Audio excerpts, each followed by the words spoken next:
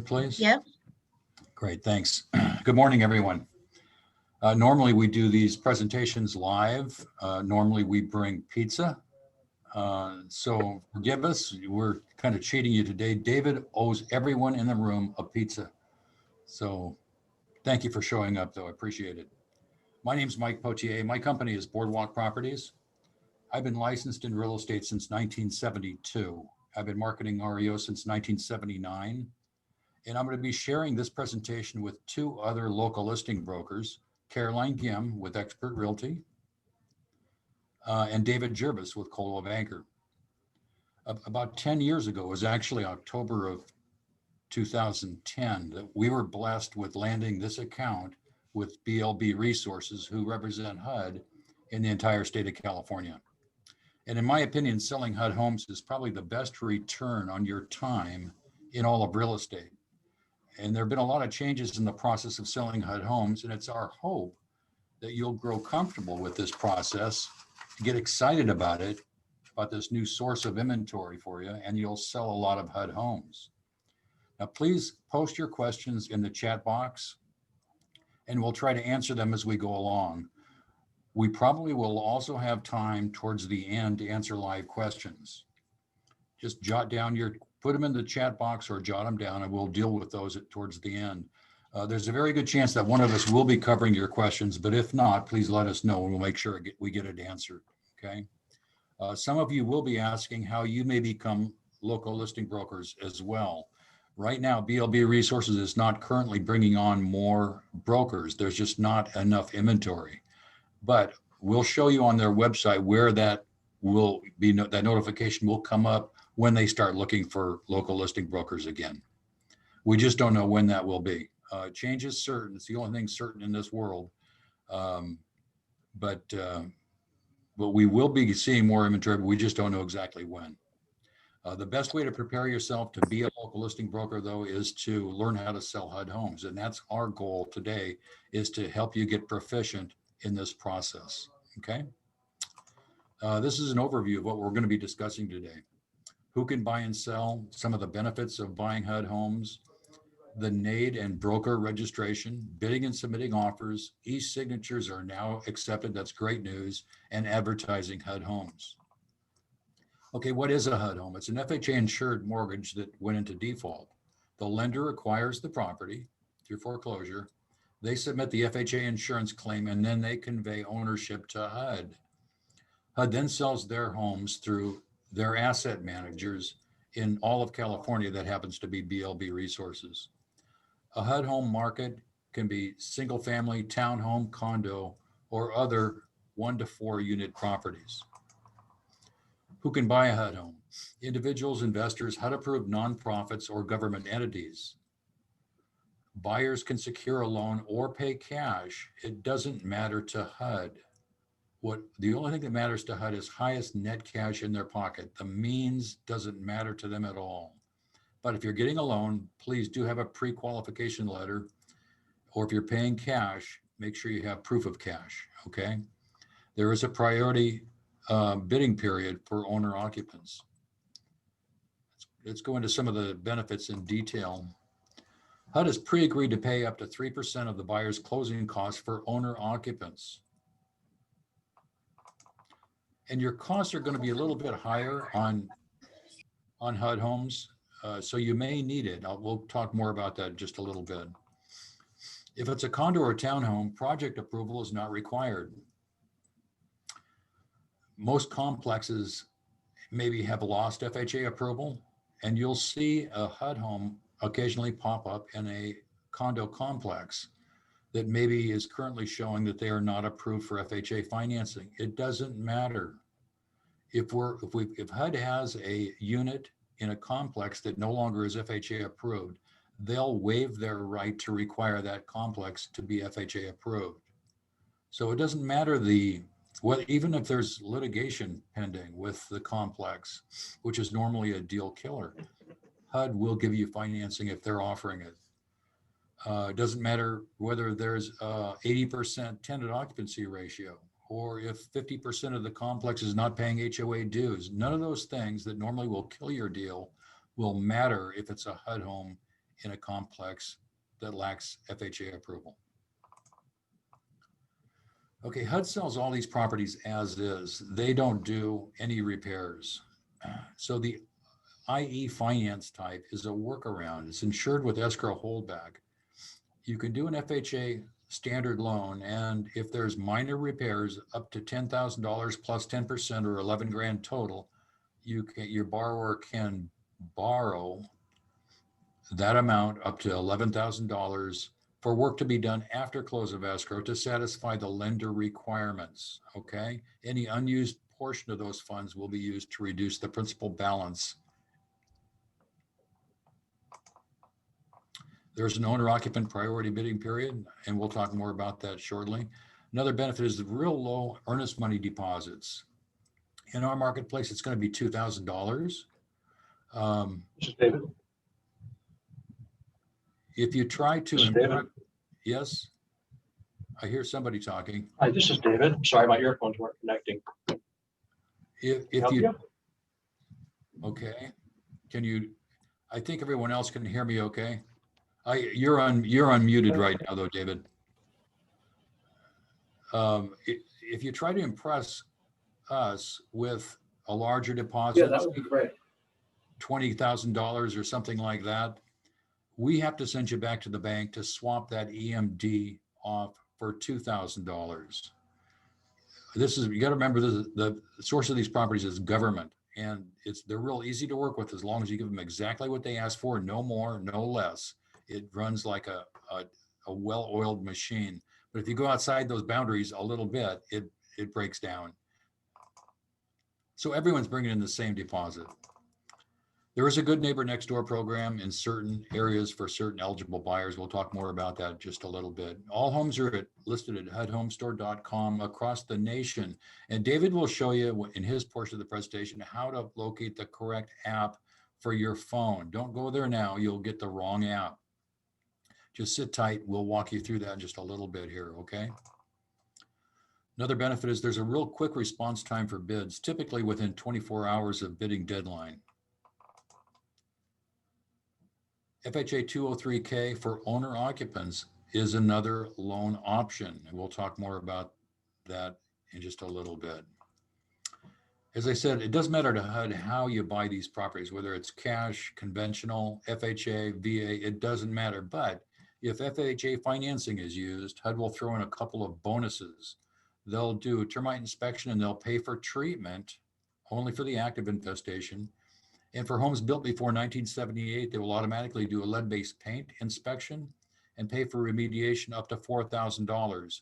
And that does not, neither of those items affect your buyer's net to HUD. Those are truly bonuses. They're a way to pay back the borrower for choosing FHA financing. So if you get your offer accepted FHA and then switch it to conventional later, it's not a problem, but you may get a bill for termite or lead-based paint work. Okay, I'm just warning you. These are completely sealed bids, you guys. You never have to worry about an unscrupulous listing agent using your bid to outbid you. None of us as local listing brokers have any idea the quantity or quality of any offer submitted. It's completely blind to us, just as it is to you. We find out who the winning bidder is the same day that the buyer and the buyer's broker find out, okay? The system is impeccable, it really is. There's no cheating in this system. Okay, who can sell a HUD home? Any licensed broker who's registered at the HUD website, and we'll take you there in just a little bit. We'll show you how to get the verify your broker's Nade and register under your broker's Nade. All that's done at hudhomestore.com. Okay, the HUD registered broker or agent must submit bids on owner occupants, investors, or good neighbor next doors. Okay, none of those buyer types can go direct and make an offer. They need to have a broker represent them. Nonprofits, registered nonprofits, and government entities can go direct. They do not need a real estate broker. As I said, all homes are available first at hudhomestore.com. You guys, if you would please mute your phones If they've got a question right now, please put it in the chat box and we'll deal with it. At the end of the presentation, we'll open this up for questions. Okay, I appreciate it. Listings are shown first at hudhomestore.com. They're also shown on the MLS, but you're going to spot them first at hudhomestore.com. We check that daily to see what's coming up in our area. We don't get notified to list the property until later in the day. So you're going to see it first at hudhomestore.com. That's your best source for current listings. Okay, since an owner occupant has a priority for a bidding period, we need to define who an owner occupant is. It's a buyer purchasing the property as their primary residence, and they agree to live there for at least 12 months after close of escrow and have not purchased a HUD home as an owner occupant within the past 24 months. That equals owner occupant in HUD's eyes. I want this screen to really sink in, you guys. It's a big red caution sign for a reason. It says falsifying information regarding owner occupant status is a felony. It's punishable by a fine not to exceed $250,000 and 2 years in jail. And all of us can be investigated. Buyers, local listing brokers, selling brokers can all be investigated by HUD. And I know it's tough in this marketplace that we're in right now where there's not much inventory. An investor, believe it or not, will look you in the eye and tell you, I'm going to move into that property because they know the rules maybe as well as you do. Don't let them do it. If it doesn't make sense to you, it's not going to make sense to HUD. And it's just not worth it. It's better to just to do good, clean business, you guys. Okay. Okay, we're going to go through the process here. Prior to listing, the field service manager, the FSM, inspects the property. They don't fix these things up. What they try to do is really to take out the rough spots, clean them up a little bit, mark off hazardous areas. And they create a list of things that they deem are wrong with the property. We'll talk more about that in just a little bit. BLB Resources then orders inspections, and as is FHA appraisal. BLB Resources also orders BPOs, and they use desktop valuations to come up with a market price for the property. You old timers probably remember when Bold and Feather used to order FHA appraisals. That used to equal list price. That FHA appraisal would be the list price, no more. That's just one piece of information now. And eventually HUD, BLB Resources will come up with a market price. When your buyer goes under contract, they can't access that FHA appraisal. They cannot get a copy of it. It's not released to the buyer nor to us. They'll have to order a new appraisal. Once BLB Resources comes up with a market price, they advise us and we list the property in the MLS. Once it's listed, you guys show the property. You submit your bids electronically. We'll show you how to do that. At bid deadline, bids are opened the next day. BLB Resources reviews the bids for acceptability and the winning bidder is notified. Okay, upon the bid acceptance, it goes into the e-signature loop, and e-signature is everything signed. Contracts are signed via DocuSign. These contracts are a piece of cake. You will love it. And David will walk you through that in his portion of the presentation. I'm not going to go into detail at this time about that process. Just know that we're there. Once we're notified that you're the winning broker, we will be in touch with you and we'll help you with this paperwork. Okay, every step of the way. It's really, really simple. And Caroline will talk more about EMD in her portion of the presentation. I just want to point out that in our area, any sale price of $250,000 or higher requires an EMD of $2,000, which is virtually everything. So it could be less. Your EMD could be less if the property price is under that, but I haven't seen anything that price for a while. Okay, once you're under contract, your closing proceeds pretty much what you're used to. Get your buyer qualified. We transfer title to the new buyer. The one unique issue with HUD Homes is the buyer's responsible for rekeying. We cannot give out keys at close of escrow. These are master keyed properties. And it's just too risky having an unknown amount of buyers who may, or people who may have access to your buyer's property. And after close of escrow, we will remove our signage and our lockboxes. Okay, there's HUD puts a premium on closing these within 30, 45, or 60 days.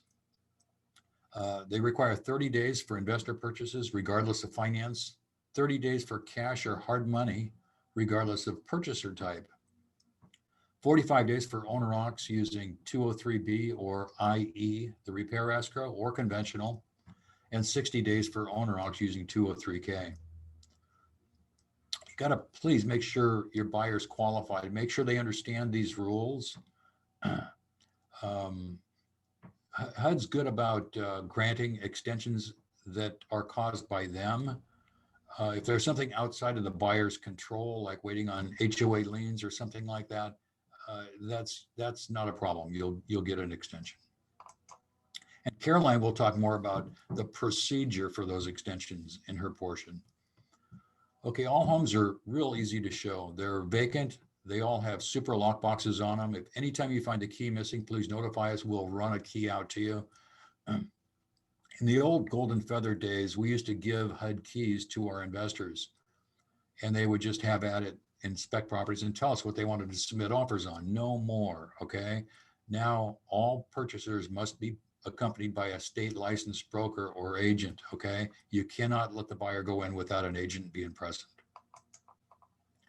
Okay, now these days, all showings are subject to the state's COVID-19 orders and recommendations, guidance, et cetera. So we normally put, most of us, I think, are putting CBS codes on our lock boxes.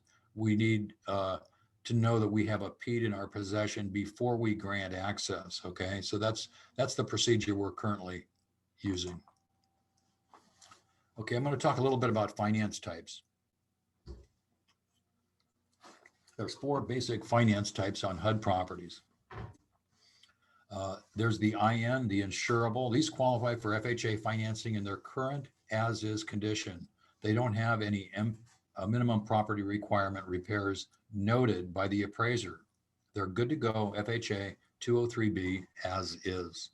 They're rare. Usually we'll see the IE, the insurable with escrow holdback. They qualify for FHA 203B, but they have some relatively minor repair issues, 10,000 plus 10% overage or under $11,000 total. So as I said before, these are the buyer's financial responsibility. They're added to the FHA loan. It's never a credit to the buyer. Any unused portion of those funds is used to reduce the principal balance. It's never a credit to the borrower, okay?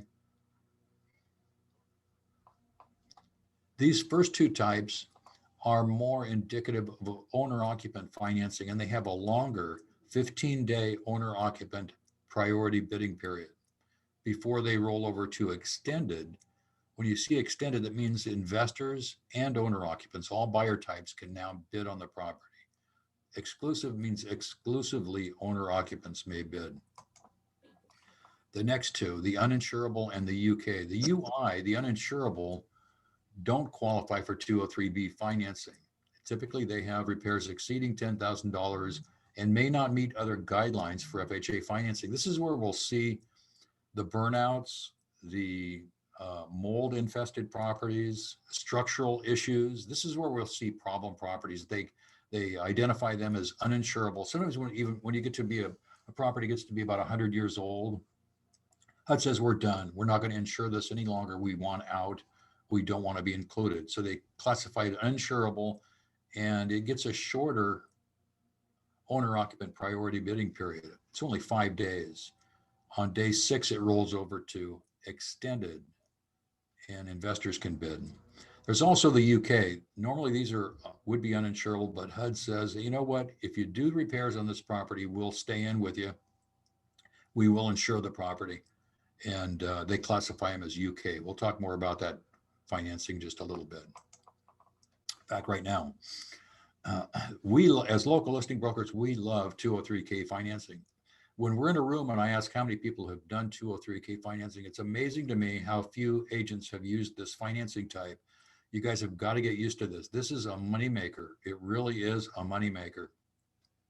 It enables the buyer to finance the property with all the effects of all cash to the seller, because the seller is not going to do any work on this property, including termite. Everything that's needed for that property to fix that property up to the maximum FHA limit can be rolled into 203K financing. So it gives the buyer the opportunity to repair and modernize the home without relatively high interest rates of it normally would be on a second, or incur balloon payments. So it's a real flexible tool. I'm going to share some of the benefits with you right now. There's basically two types. There's the traditional or streamline. The traditional loans have a minimum requirement of $5,000 and can be used for structural repairs. The streamline are capped at $35,000 and they're meant to be more cosmetic in nature. Okay. I'm just going to let you take a look at some of these items. I'm not going to read the whole list.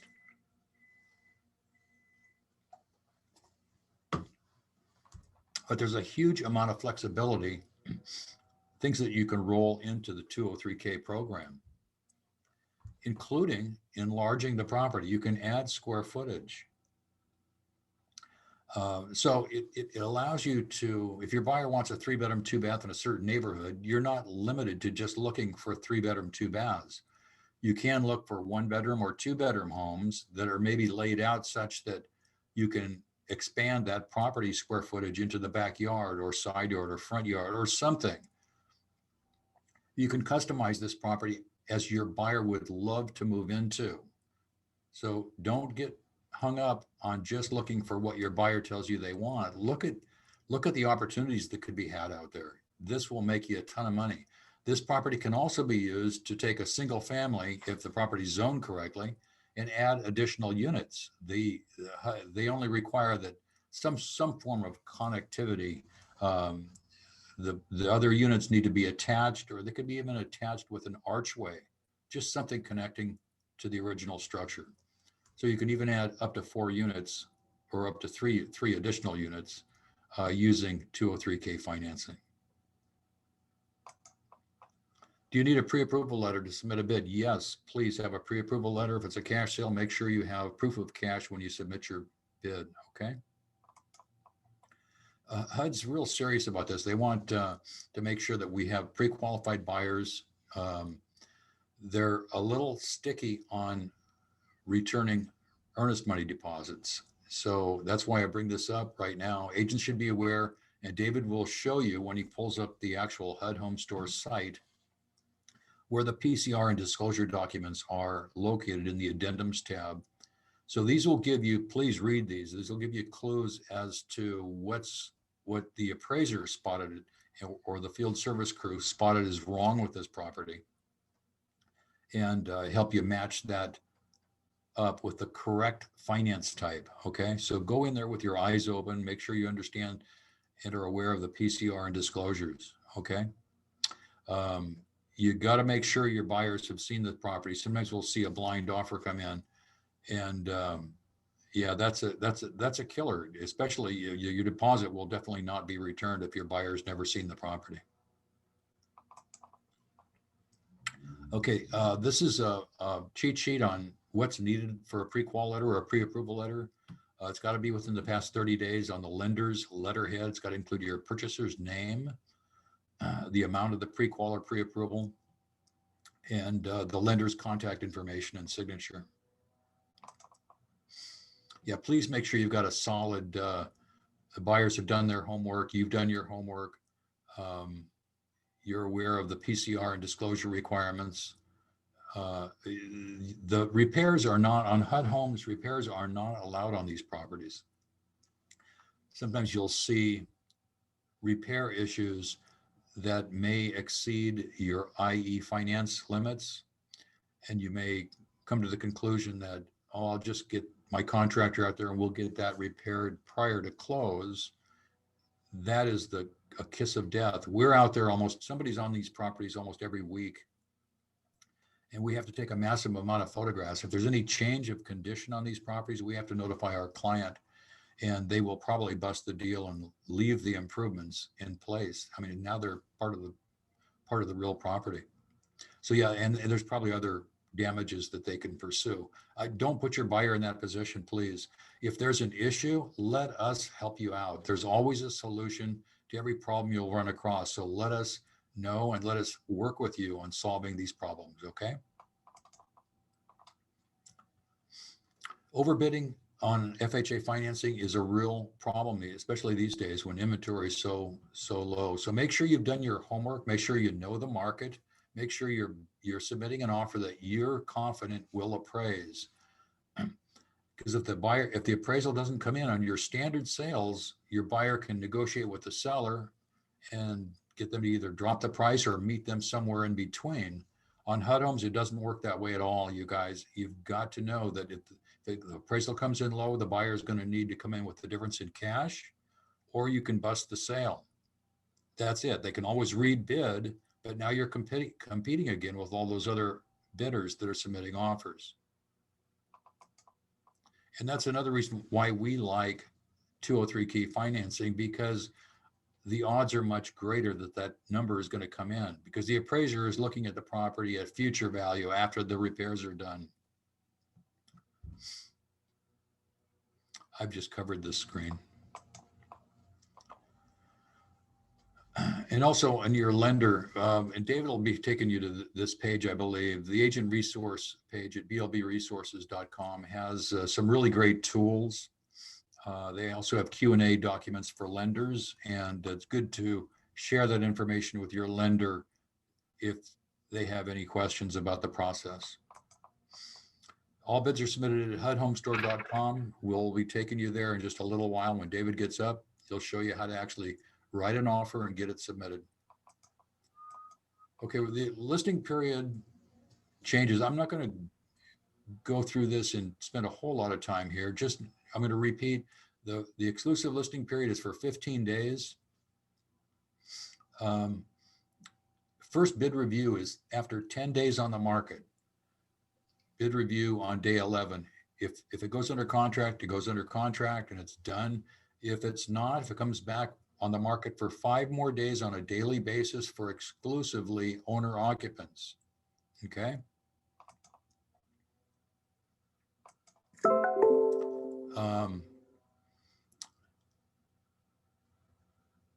You can submit bids over the weekend, but just know that if there's a bid review or a listing type change, like from exclusive to extended, you need to submit under both types so that you make sure you're covered. If there's not an acceptable bid under the exclusive listing period, you'll be covered under extended. The UI bid review, as I said, is a little bit shorter. These are only exclusive for 5 days. On day 6, they'll roll over to extended. David will show you where on the listing form, on the property form, you can look to see how much time is remaining before the bid deadline hits. Just give yourself plenty of time to get logged on, to get your bid submitted before that bid deadline hits. Once that bid deadline hits, you're done. It's over with. This restates what I said about the listing change over the weekend. Sometimes you'll see an exclusive may end on Saturday night, and you'll need to submit your bid extended on Sunday.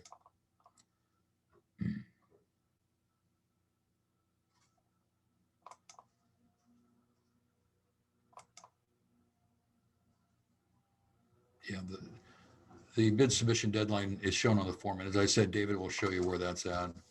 How are bids accepted based on HUD guidelines? Primarily, it is highest net cash to HUD. That's the ticket. The owner occupant may bid on more than one property. However, BLB Resources will award only one acceptable bid that's in the best interest of HUD. The lottery and the Good Neighbor Next Door program, I mentioned it briefly at the start. Certain properties are noted in the system as being in a lottery area of interest, and they're listed in the lottery program. So that's a third type of property that you'll see: exclusive, extended, and lottery. Properties that are located in the designated revitalization areas are also assigned to the lottery program. These are single family homes in revitalization zones that go into the lottery. The 2 to 4 unit properties do not go into the program. These properties are only available for Good Neighbor Next Door participants, HUD approved nonprofits, and government entities.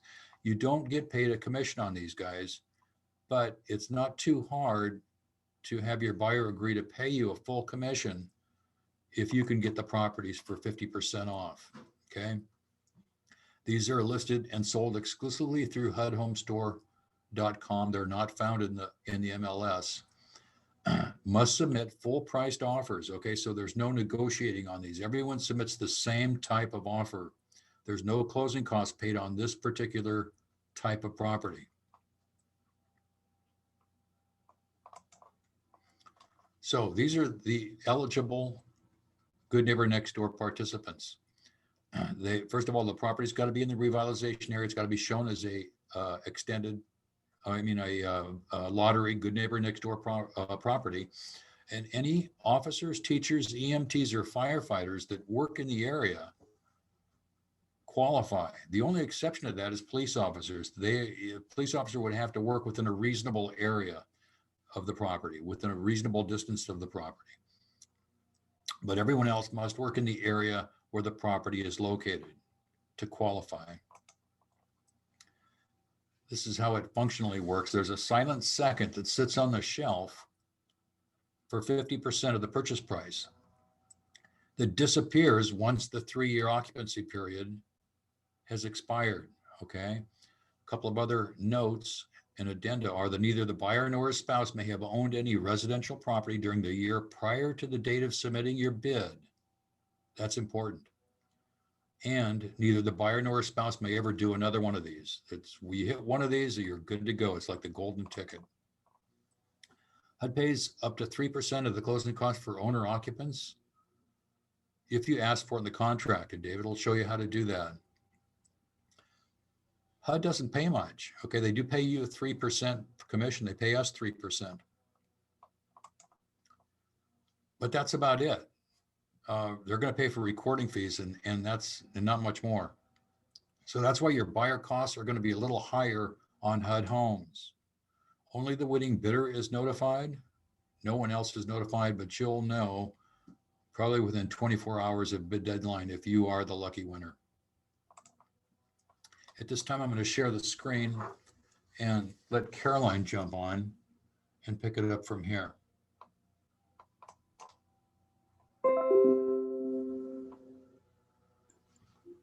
All right. Can you confirm, Mike, that you can hear me? I can hear you. And can you see my screen? I've got Mortgagee Letter. Of course, it's hard for me to tell whether that's me or you. Oh, let me see. Yeah. Did it just change? Yeah. Yeah, we can see, Caroline, we can see your screen. All right. And now you may see the same thing that Mike showed, right? Yes. Okay.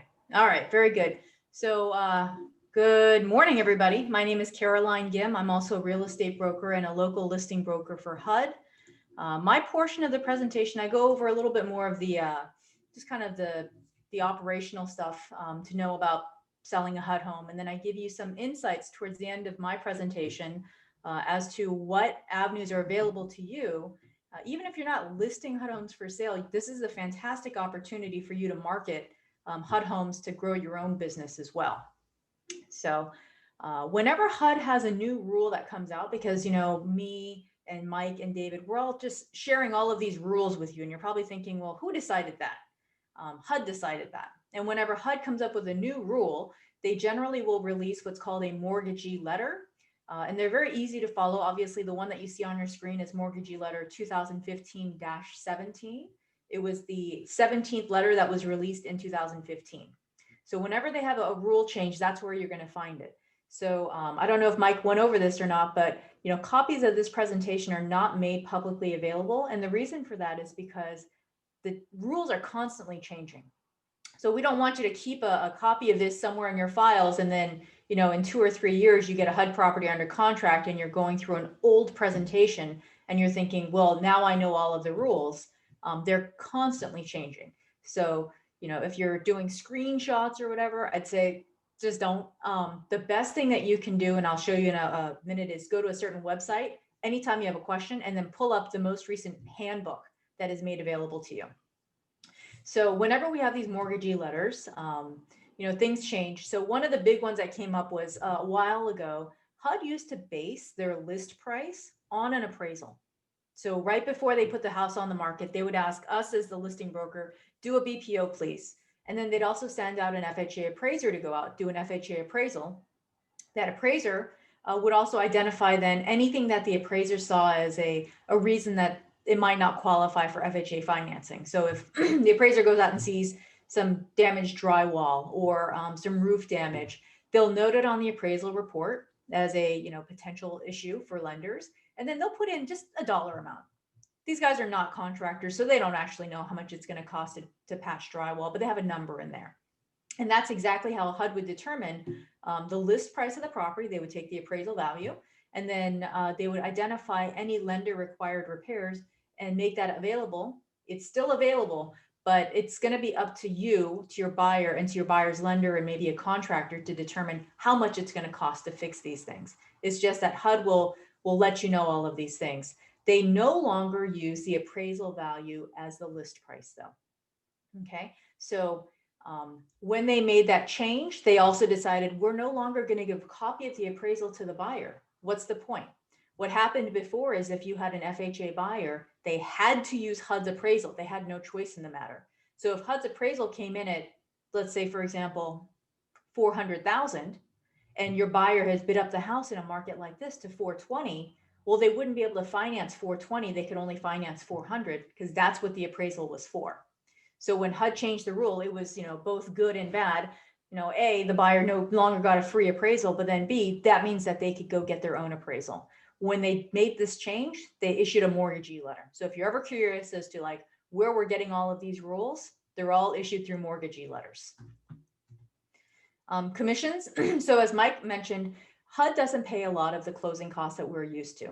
Escrow fees, title fees, the buyer actually pays all of them. The only thing that the HUD does pay is they pay the commissions, and they pay automatically 3% to the listing agent, 3% to the buyer's agent. As the buyer's agent, you can negotiate your commission down anywhere from 3 down to 0%. You cannot ask for more. And the only reason why you may want to do that or strategically decide to lower your commission is because at the end of the day, what HUD is looking for when they're accepting an offer is they're looking at the net offer to HUD. So if your client is offering, $100,000 and HUD is paying 3% commission and 3% commission, the net to HUD that they see is really 94,000. They don't see the 100,000. If you want to lower your commission rate to 2.5%, now all of a sudden the net to HUD goes up a little bit, and they may say, okay, we're comparing 94,000, 94,000, and 94,500. That's going to be a higher net to HUD. But that's the only thing is commissions, they start at 3%, they can go to 0. In the case of a good neighbor next door program where your buyer is going to get a 50% discount off of the price of the home, HUD does not pay any commission. You can, of course, negotiate with your buyer. Hey, I'm getting you a house for 50% off. Can you pay my commission? That's absolutely acceptable. And in fact, you can even finance that, or the buyer can finance that to pay for your commissions. But otherwise, commissions are 3% and can be negotiated down to 0. Closing costs, the only thing that HUD covers is recording of the grant deed. And I believe if there is an HOA transfer fee, but that's it. Otherwise, title fees, both sides, buyer pays. Escrow fees, both sides, buyer pays. Buyer also selects the service providers. Knowing that, you can ask HUD to give your buyer a credit up to 3% to cover their closing costs. And they can use it for, obviously title fees, escrow fees, lender fees. Everything has to be within reason. The buyer can't be gouged, but it starts at 0 and you can ask for up to 3%. If your buyer does not ask for it, like I said, HUD is going to base their acceptance on the net offer to HUD. So you can't say, oh, we forgot, can we get that 3% now? No, because that probably made the difference between your client's offer being accepted or not being accepted. Okay.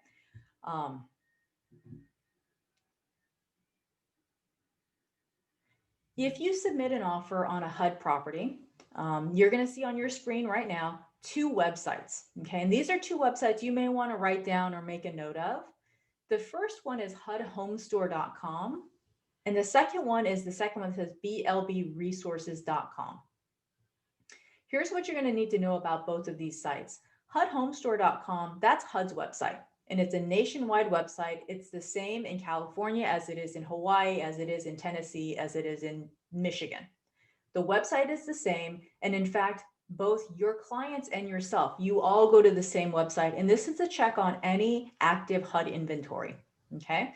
You're still on When the mortgagee letter, Caroline, you're still on the mortgagee letter? on my screen, yes. Oh goodness, that's no good. Hold on. Thanks for letting me know, Mike. Oh, I see. Okay, hold on.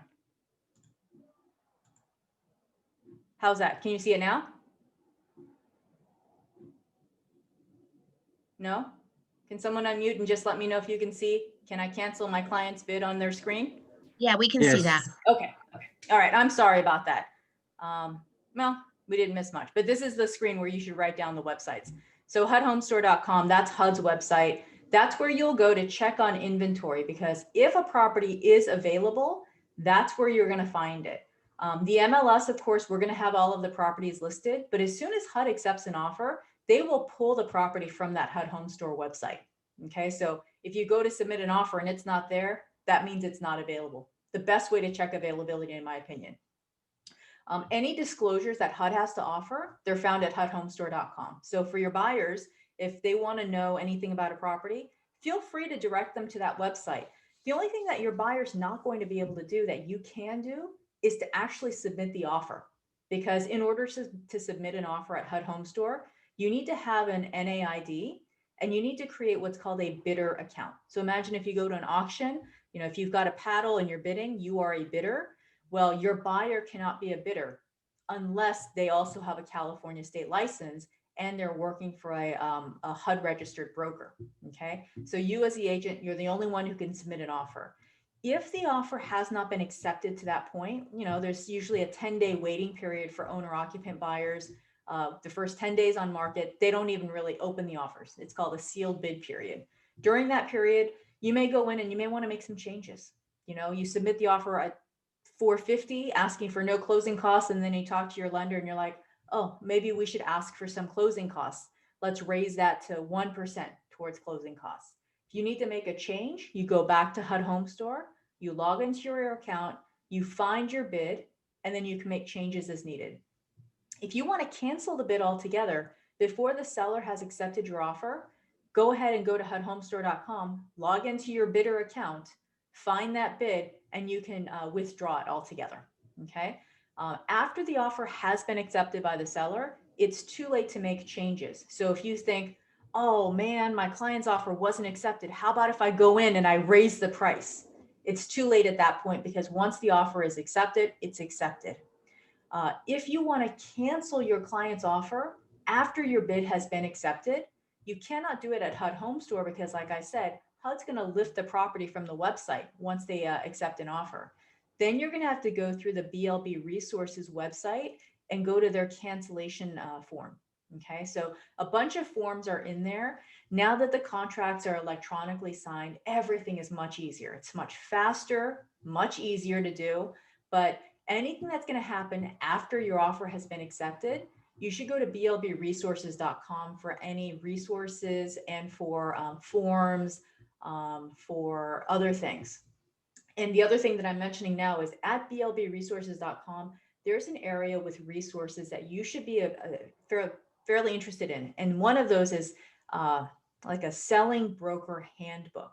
So they will have handbooks available and reference materials available, and even a frequently asked questions document where if you have any questions, that's where you should go. Don't come back and look at an old website or an old slideshow, nothing like that.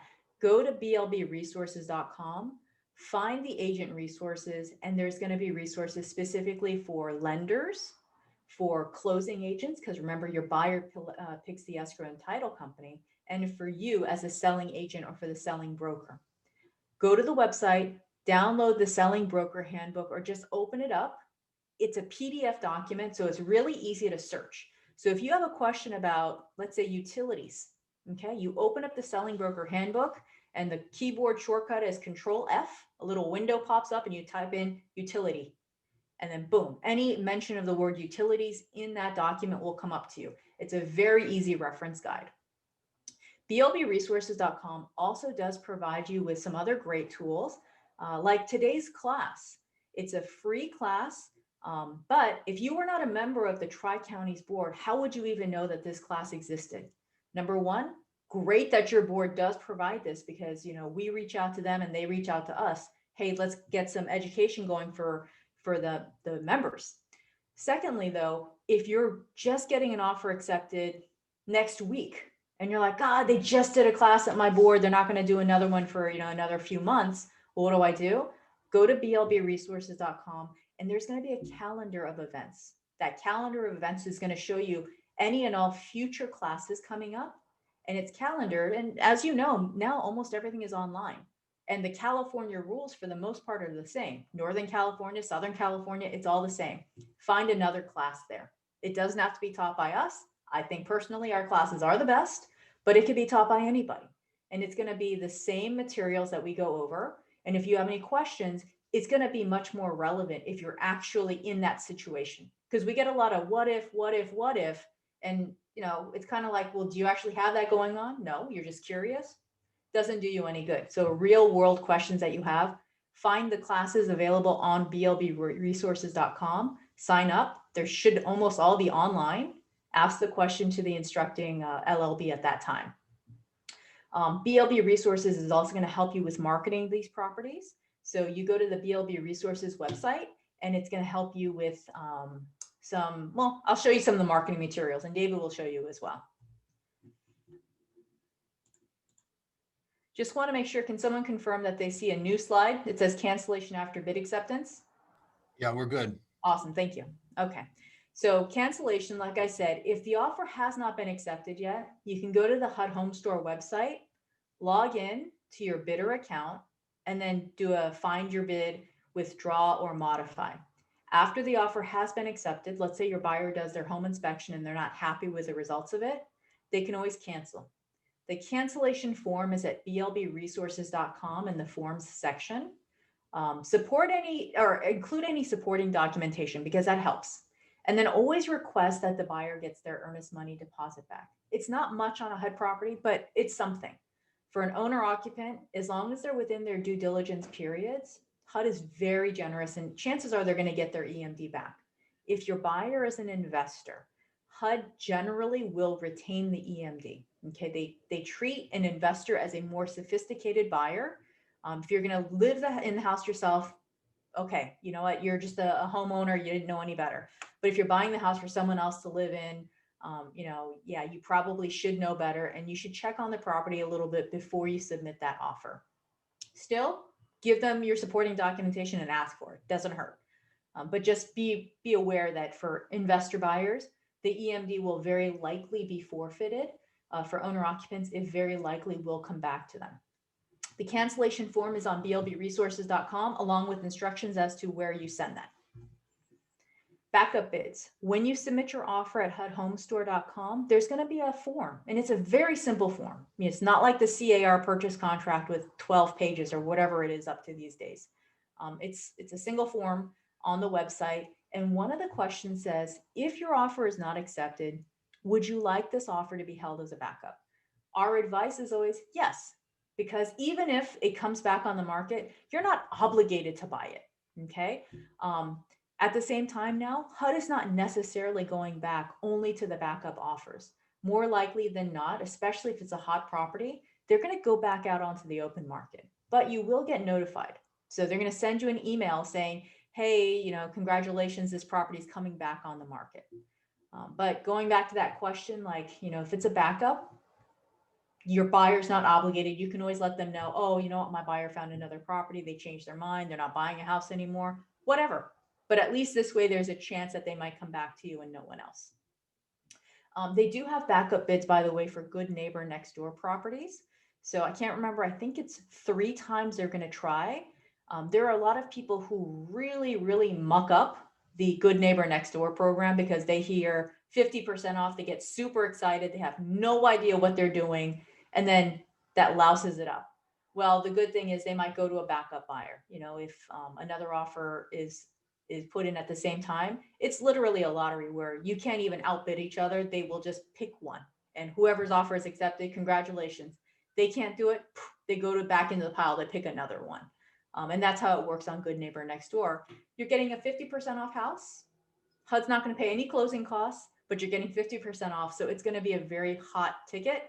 The only thing is, if agents are not attending trainings like this, they just automatically think that any buyer is going to be eligible for it, or they try to think of outside the box as if it's going to work. Doesn't always work. You know, if you're a teacher in Riverside, you cannot buy a Good Neighbor Next Door property in Bellflower. You know, you have to live and work in the same neighborhood, and someone from your employer needs to verify that. So unless you know someone who's at the school district willing to lie for you, it's not going to happen. Okay. Financing on a HUD home. Mike went over this briefly. HUD doesn't care how you buy the house. All HUD cares is that you're buying the house as is. So it's up to you and your lender or your buyer's lender to determine whether or not this house can be purchased as is. The easiest way is if you buy a house that's under the category FHA, I think it's IN, which is insurable, which means as far as the appraiser is concerned, the house may not be perfect. It may not be beautiful, but as is, it should qualify for FHA financing. If it qualifies for FHA financing, it probably will qualify for conventional financing and other types of financing. That's easy. If you see a FHA finance code of FHA IE, that means the appraiser has called out some things that could be an issue, but the issues, in the appraiser's opinion, should be less than $10,000 to cure. Again, we're not talking about remodeling a house. I mean, it could have really old shag carpet. It could have like nasty looking wallpaper. It could have like acrylic vanity tops in the bathroom. The appraiser doesn't care about cosmetics. It's about the financeability of the property. So if you see FHA 203B IE, that means that there are some issues that might affect financing less than $10,000. If you're using FHA financing, great. Most of the lenders now know there's a program, and it's not a 203K, but it's just a repair holdback that you can do for up to $10,000, up to $11,000 because they have a 10% buffer. You can use that. If you have conventional financing, take photos and send it to your lender and confirm, can we finance this house as is? Let's say there are no smoke detectors, there are no carbon monoxide detectors, the water heater's not strapped, and it's missing a toilet. Can we still finance this as is? If your lender says yes, great. If your lender says yes, as long as you can get these things done, no. HUD has to sell the houses as is. So HUD's not going to say you cannot use conventional financing. All they're going to say is you can use conventional financing as long as you can buy the house as is.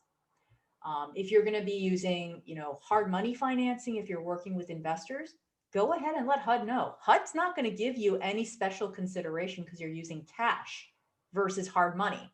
So you may as well be honest from the beginning. It's going to save you the time and effort of submitting a form for change in financing.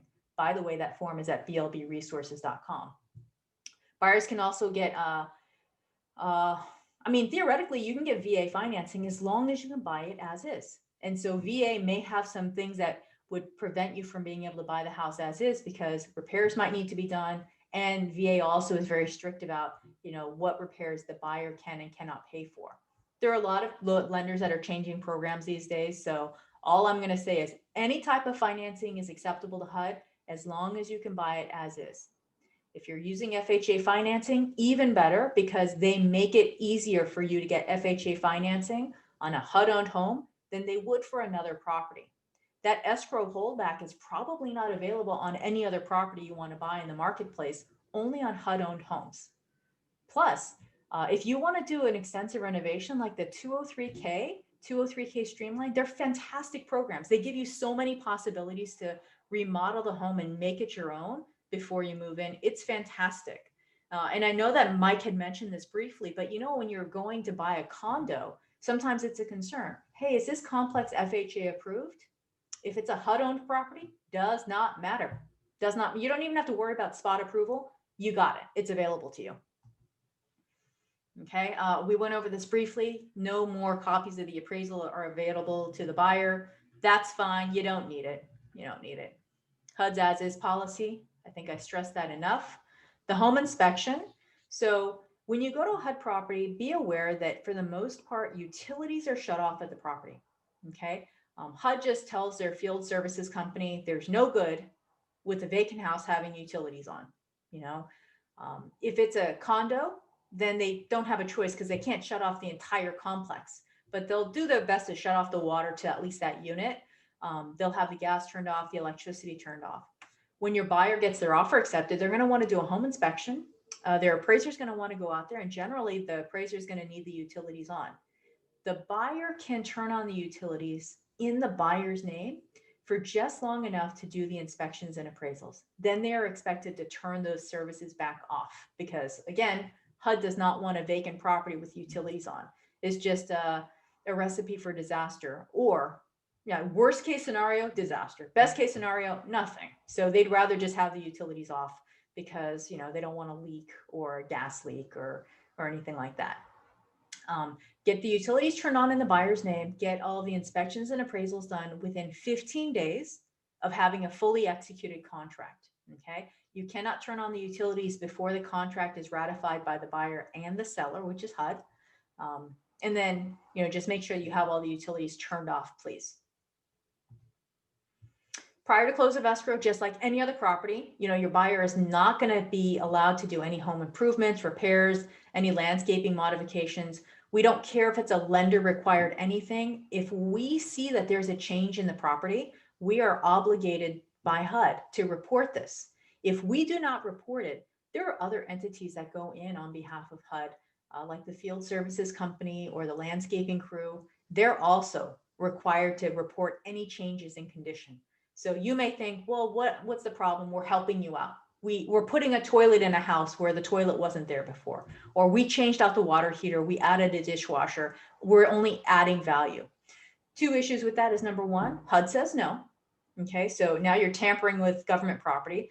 Number two, what happens if it was incorrectly installed and then there's a leak? Who's responsible for that? And then worst case is number three, what if something happens and the buyer's not able to close escrow? They can't go in and take the toilet or take the water heater or take the dishwasher, because once it becomes attached to that property, it belongs to that property, which means it belongs to the government.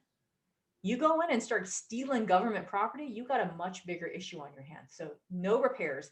Don't even tell your buyers that's a possibility. You make sure your lender understands that's not a possibility. We're not allowed to go in and start painting the drywall. We're not allowed to go in and, you know, change out the toilets, whatever. Obviously, the buyer cannot occupy the property before they close escrow. They can't change the locks or even store stuff. Oh, we just funded on Friday. We're going to record first thing on Monday. Can I just put some stuff in there over the weekend? No, the answer is no. We have to go out and do a lot of inspections. So right before closing, we have to go and do an inspection. We have to compare the photos to the day that the house was listed for sale. Was there any change? We have to report it. Just please be aware that that's putting our job at risk as well. It's not just, oh, it's no big deal, and like, I'm sure no one's going to come in and steal it. Worst case scenario is literally someone comes in and steals it. Who's going to be responsible for that? For HUD properties, the escrow periods are going to be 30 days, 45 days, or 60 days. And it depends on your buyer type, whether it's an owner occupant or an investor. Or if the financing type. So if it's a cash versus conventional versus FHA versus FHA 203K.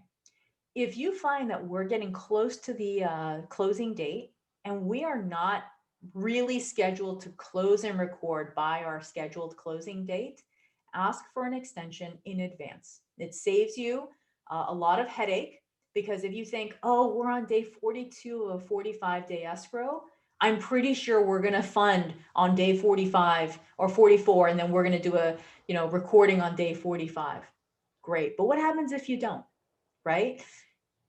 HUD's going to hold up the recording if we're out of contract. Your lender may not fund the loan if we're out of contract. Go ahead and ask for it in advance. The extension policy for HUD is pretty easy to follow. There's a per diem involved, and it has to do with the contract price. For us, the sales price is generally going to be $50,000 or more. So imagine $25 a day, and they have these extensions in 15-day increments. So $25 times 15 days is $375. That's the extension fee. There's a form that can be found at blbresources.com. Find that form, fill out the reason for the delay, attach any supporting documentation, please, and then attach the extension fee. If you call blbresources.com and you explain a situation where it's not necessarily your buyer's fault, or maybe it's just the first extension you need and it's a lender delay, there's a pretty good chance if you have an owner-occupant buyer, they may waive it. But that's not up to us to decide. That's going to be up to BLB Resources to decide on behalf of HUD. So give them a call.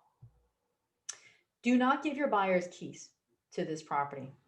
There's several reasons why. Number one is for your buyer's safety. If your buyer has that key that's in the lockbox, then they're tempted not to rekey the property right away.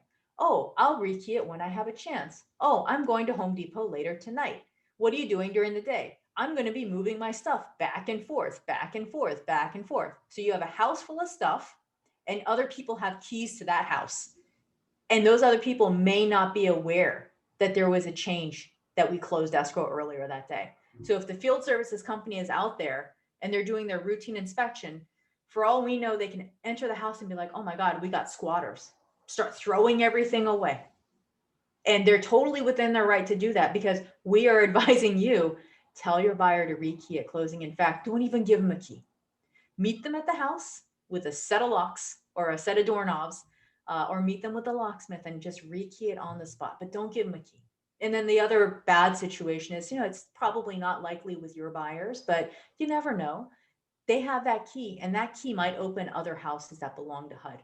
So, they may just on a lark decide, oh, I see the HUD owned home. I got a key here. Let's see if it works. That would be terrible. And then, if it comes back to you and, the police are like, where did you get this key? Oh, my agent gave it to me. You don't want to answer those kinds of questions. I know I don't want to answer those kinds of questions. So please don't give your keys.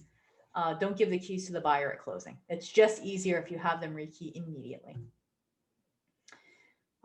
As I mentioned now, e-signatures everywhere. So everything is so much easier with e-signatures. They used to require original signatures from everybody. Here's one thing that you absolutely need to know though. With the e-signatures, all of the e-signatures are set up through BLB Resources. Where BLB Resources is going to get the information for your buyer is exactly how you enter it on the offer on hudhomestore.com. So when you're entering the offer on hudhomestore.com, there's going to be a field for your buyer's information. Buyer's name, I think their social security number, which does have to be accurate because they do a cross-reference to make sure that they're not buying multiple properties as owner occupants and things like that. They're going to ask for your buyer's phone number and they're going to ask for your buyer's email address. Do not give them your email address and your phone number because you don't want anyone to reach out to your buyer. No one cares. We're not like the local listing broker is never going to reach out to your buyer to try to steal the buyer. HUD needs that in order to set up the DocuSign stuff. Okay. So please make sure you enter it and then double check to make sure it's the correct email address. If you're just one thing off, the signatures are going to the wrong party. And it's going to be a nightmare. So e-signatures are fantastic. The only thing you as the buyer's agent should do is make sure when you're entering the info that it's accurate.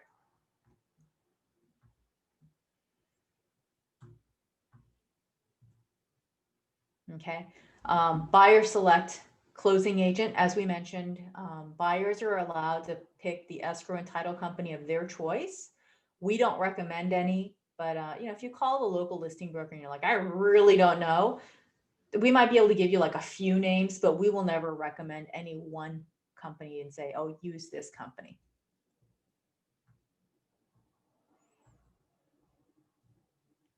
It's all about the e-signature stuff.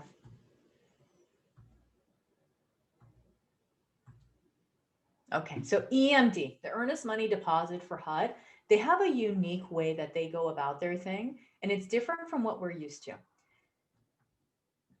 So within 48 hours of bid acceptance, and that's not within full execution of the contract. That's as soon as you get the, hey, congratulations, your offer was accepted, your bid has been accepted. You have 48 hours to get to the local listing broker a hard copy of their earnest money deposit.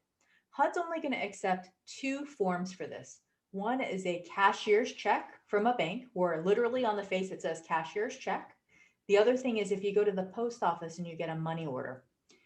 Money order is only good if it comes from the post office. A check from the bank is only good if it says cashier's check. The word official check will not work. Certified check does not work. It has to be cashier's check. And if you get a money order from like Western Union or 7-Eleven, it does not work. So it has to be one of those 2 forms. On the payee line, where it says pay to the order of, make it out to the escrow company that your buyer wants to use. Okay. You can also do a, ABC escrow or buyer's name as well. But if the transaction doesn't go through for any reason, we can give that cashier's check back to you or to the buyer, and they should be able to take it back to the same bank if it was from their account and then redeposit it. But that way, in case it gets misplaced, that's a really easy way to tell. Because if I'm looking at a check and it says ABC escrow, I have no idea what's going on with it. Well, if it says or in your buyer's name, I'll be like, oh, I recognize that buyer's name. Or maybe down at the bottom, make sure you're putting the FHA case number and or the property address as a reference. So if that check gets misplaced, it's really easy to tell what that check is for so we can put it back in the correct file. Ooh, something. I just muted somebody. All right. And then for the amount of the earnest money deposit check, it's only going to be either $500, $1,000, or $2,000. And again, it'll depend on the purchase price of the property. In our market, just assume $2,000. If it's $1,000, someone will let you know. But it's generally going to be $2,000. It's the same whether your buyer is an owner occupant or a non-owner occupant. Okay. So don't try to impress us by giving us a check for $5,000 or $10,000 to show us how serious your buyer is. We literally have to turn you around and say, sorry, can you go get us the correct amount? You will have to provide some sort of proof of funds and or a pre-qualification letter for your buyer. If you're a good agent, I'm assuming that you do that anyways, right? Before you go and show buyers a home, you're going to make sure that they're pre-qualified. You're going to see some proof of funds. Just because they say they've got cash, don't worry about it. I still worry about it. Okay. This is probably not. If you're working with an investor and they're buying the property in the name of a corporation, an LLC, or a trust, make sure that you've got the correct documentation, especially to verify that the person who's signing the contract is authorized to sign on behalf of that entity. They're still going to sign it as a person, by the way. They don't sign a purchase contract as ABC Corporation. They sign it as, John Doe, president of ABC Corporation. We do use one CAR form. Otherwise, we do not use any CAR forms on HUD transactions. The one that we use is the agency disclosure. So your buyer does need to know who is representing them. Things like carbon monoxide detectors, smoke detectors, water heater strapping, HUD does acknowledge that these are required at point of sale. But again, HUD is very strict about their as is. The buyers are all going to sign addendum saying that the buyer is aware that these things are required. The buyer is going to be responsible for making the corrections as soon as they move into the house or as soon as we close escrow. So everyone is acknowledging that these things exist, but the buyer is going to be responsible for fulfilling that obligation. By the way, city inspections, HUD is actually able to be waived from city inspections. If your buyer still wants the inspection to be done, they can do so during their due diligence period, during their inspection period, they can do it. They may need to get HUD's cooperation in order to order the repairs or to order the report itself. And then any repairs have to be done after close of escrow.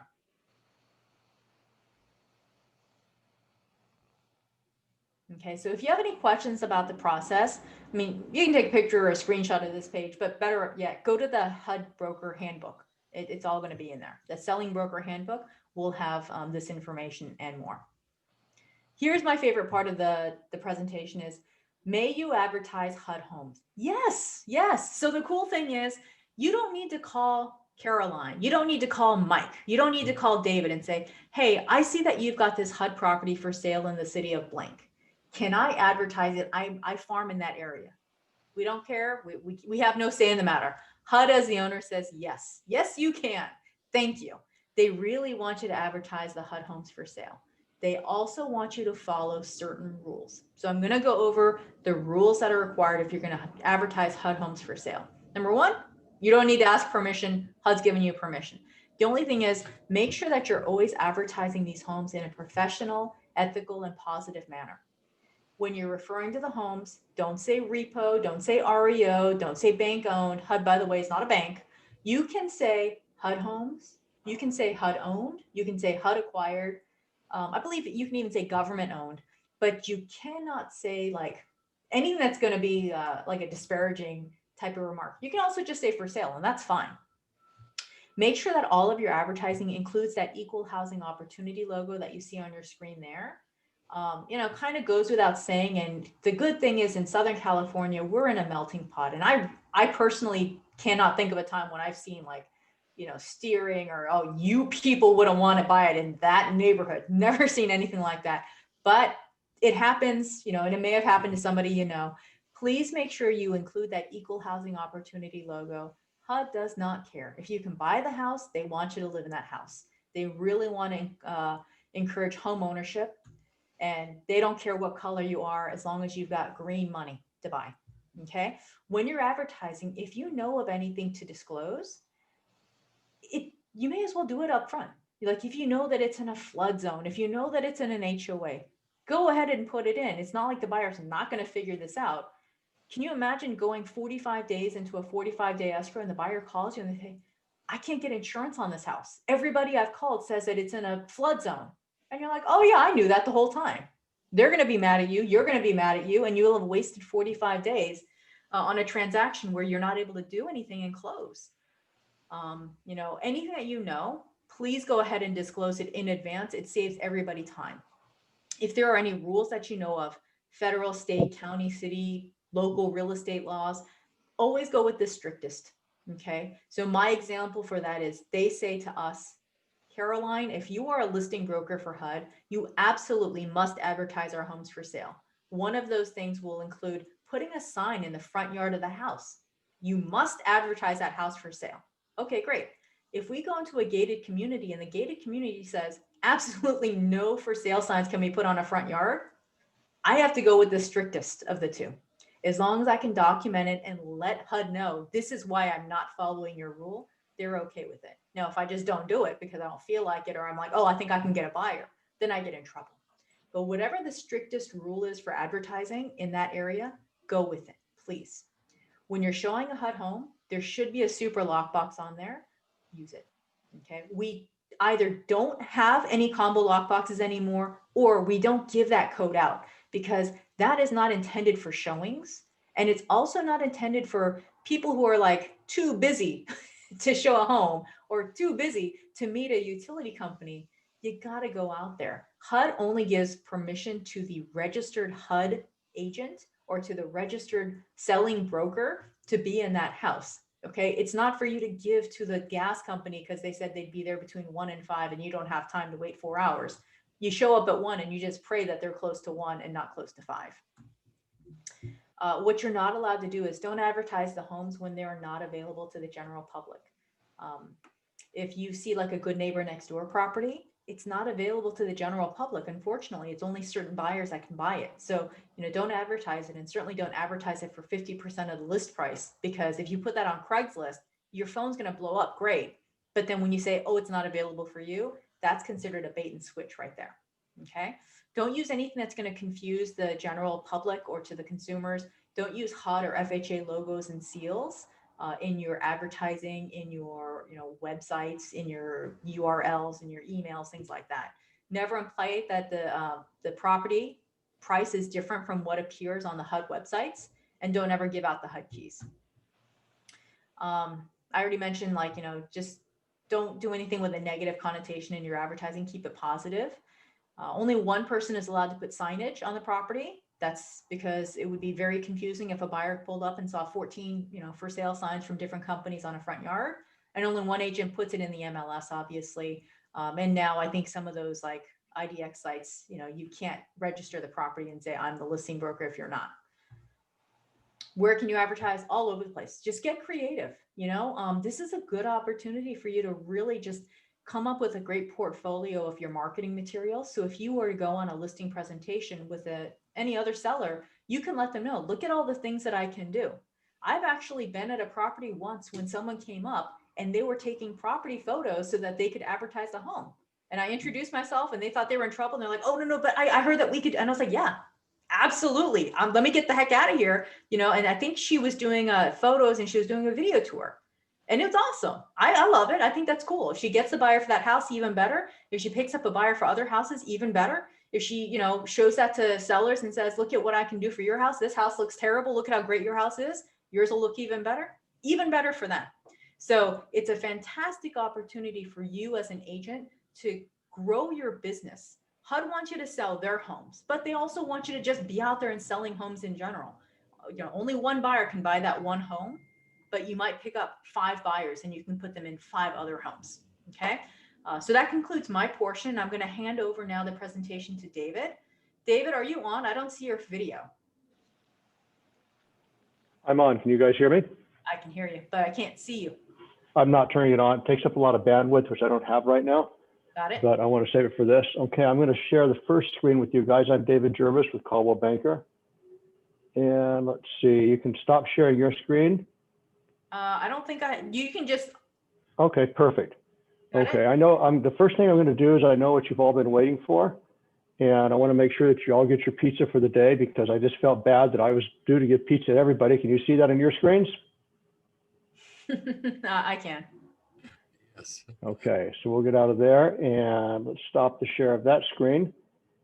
And we're going to go now to the HUD Home Store site. This is the site that,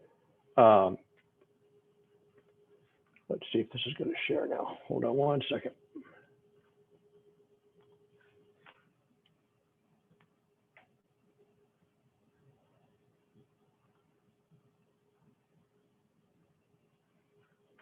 Okay, can everybody see the HUD Home Store site, www.hudhomestore or the HUD Home?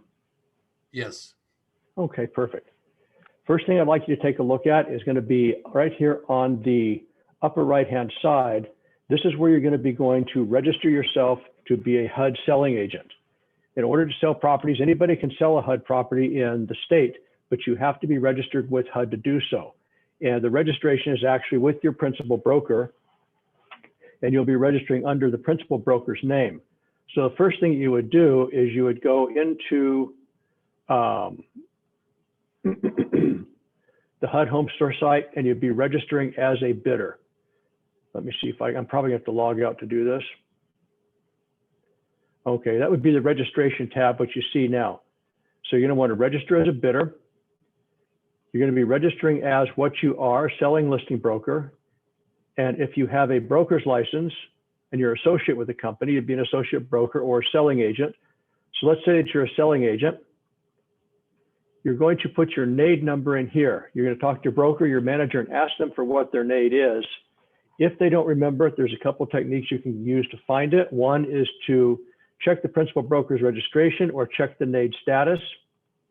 You can click there and check the Nade in here. If you have the Nade, you can check and make sure it's active. HUD will make sure that you have an active Nade. In the past, they used to be very lax about policing their system, and there would be Nades that would be multiple years old and expired in the system. They pretty well cleaned that up. But you can go in here and check the principal broker's registration. Let's see if we have this.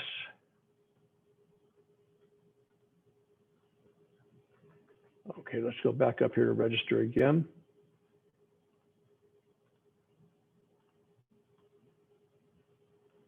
And I don't know where they've moved it to. There is a point on here, and I'll try to find it in a moment, that will let you plug in the tax ID number for your broker that they probably use to get their Nade number.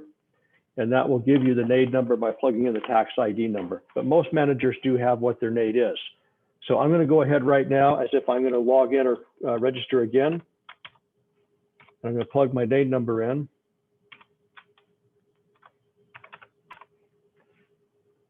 You'll put your own real estate license number, the date that you were licensed,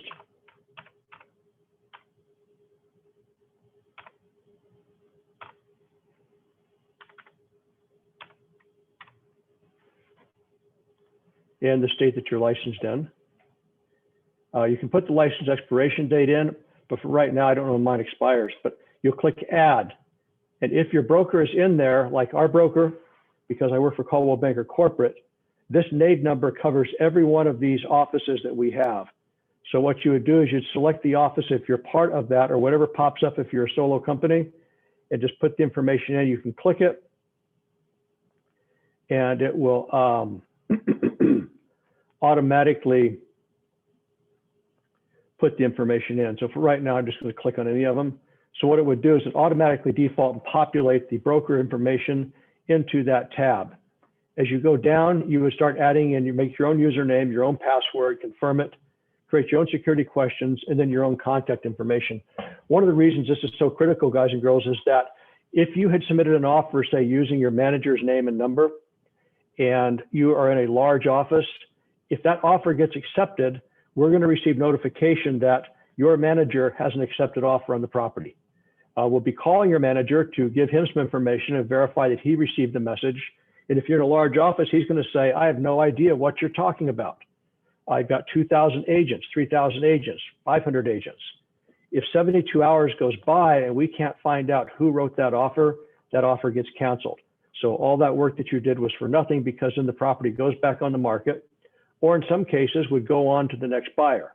HUD from time to time still does that, moves it on to the next buyer, but typically the property go back on the market and your client would have to rebid again, not knowing whether they're going to be able to get the property or not. So this is a simple step to do. If you've already registered, you've changed companies, once you're into the system, you can go back in and you can change the information as to what brokerage you work for. So I'm going to go back and log in again.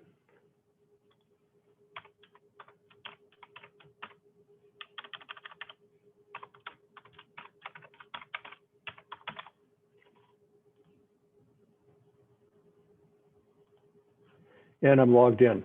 Typically what happens when you log in, the first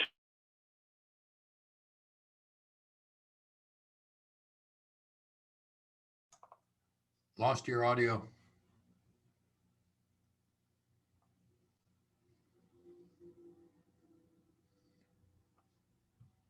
David, your audio is down.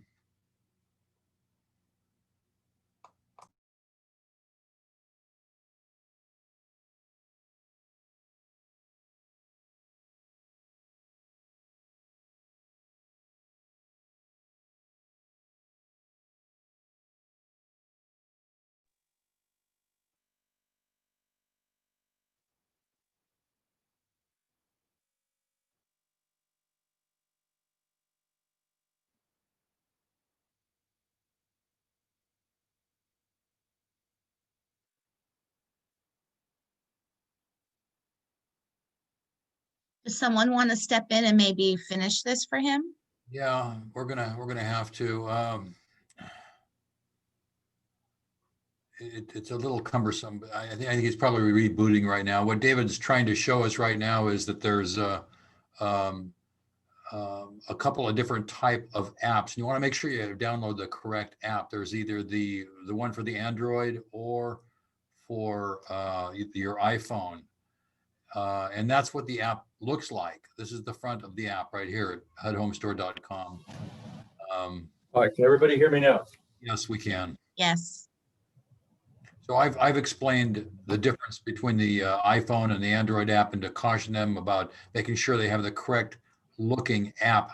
All right, I'm sorry, but I completely lost my audio on this side.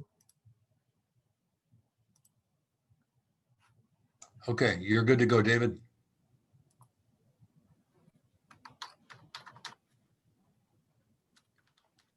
David, are you down again? He said he couldn't hear us.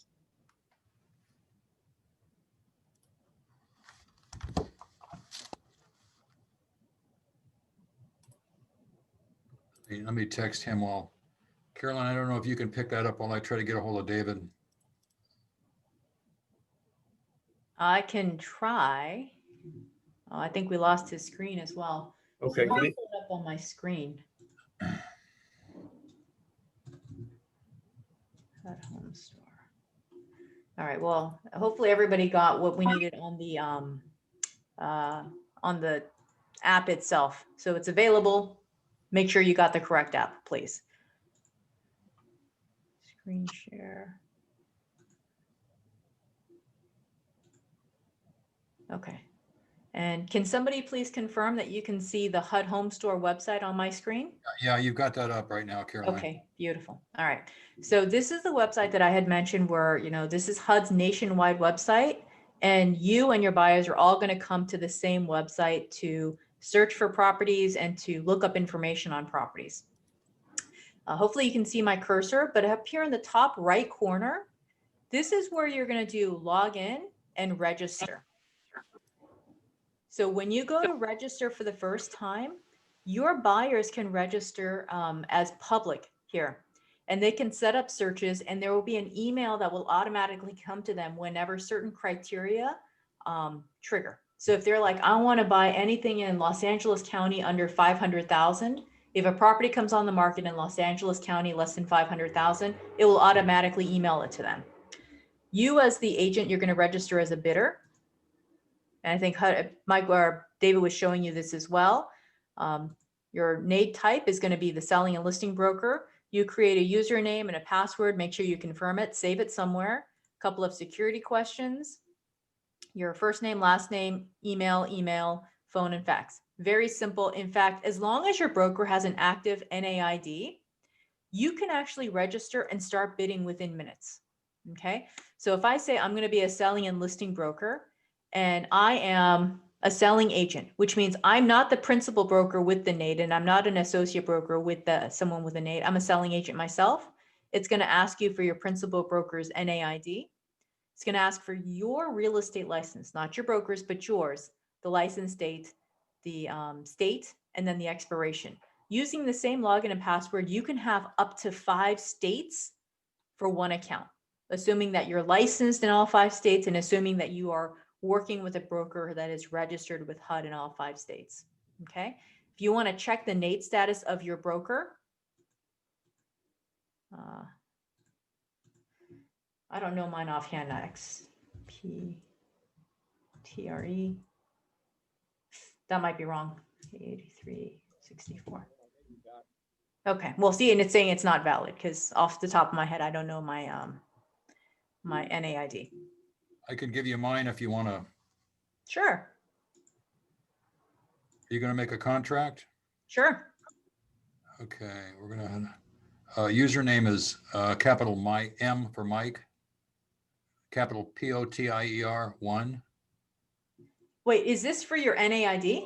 Yeah, let me give you my Nade numbers. BRDWLK